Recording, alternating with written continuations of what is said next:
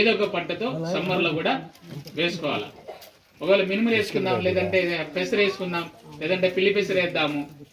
ఎందుకు చెప్తున్నానంటే సమ్మర్లో కూడా మంచి కొర్ర లేకపోతే ఇట్లాంటివి వేద్దాం. ఏదో ఒకటి భూమి అయితే ఖాళీ పెట్టకుండా చేయాల్సినటువంటి బాధ్యత ఉంది. ఈ కార్యక్రమంలో ముఖ్యమైన ఉద్దేశం అదే. అంటే ఇంటెన్సిఫికేషన్, మనకున్న భూమిని 2 కార్ల బదులు 3 కార్లు కూడా సమ్మర్లో కూడా పెంచుకోవాలా. అదేవిధంగా మనకు ఉన్నటువంటి కార్యక్రమం మన డివిజన్లో 2000 మంది మీకు రైతులకు ఇస్తున్నాం. దానివల్ల ఏంటంటే 3 సంవత్సరాల వరకు మన భూమి యొక్క లేదంటే పంట యొక్క వేసిన పంటను అనుగుణంగా అందులో సిఫారసు చేసినటువంటి ఎరువులు మాత్రమే వేసుకోవాలి. అధికంగా వేస్తే ఇప్పుడు మనం చూసాము, ఇప్పుడు షుగర్లెస్ రైస్లో బ్లాస్ట్ స్టార్ట్ అయిపోయింది.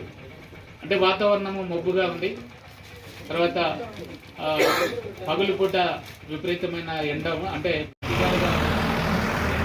నుంచి వ్యవసాయం చేస్తున్నాం. అది ఏంటంటే అది కూడా వరి పొలం అవి బాగా తెలిసిన కింద ఉన్నటువంటి ప్రాంతాలు.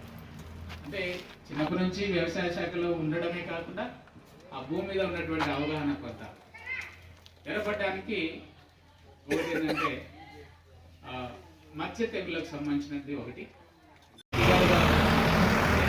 నుంచి వ్యవసాయం చేస్తున్నాం. అది ఏంటంటే అది కూడా వరి పొలం అవి బాగా తెలిసిన కింద ఉన్నటువంటి ప్రాంతాలు.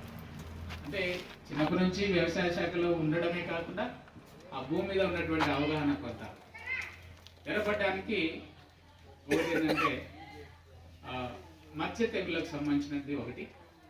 నత్రజని మొక్కల ఆకులకి చేరిపోద్ది, ఇక కింద నుంచి తీసుకోదు.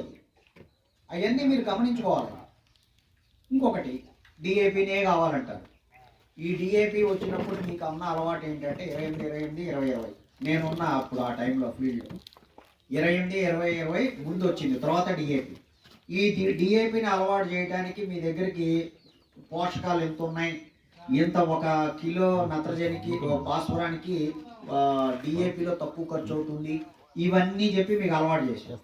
ఇప్పుడు డిఏపి తగ్గిపోయింది, యూరియా భాస్వరమే. అలాగే 28 ఉండేది యూరియా భాస్వరమే.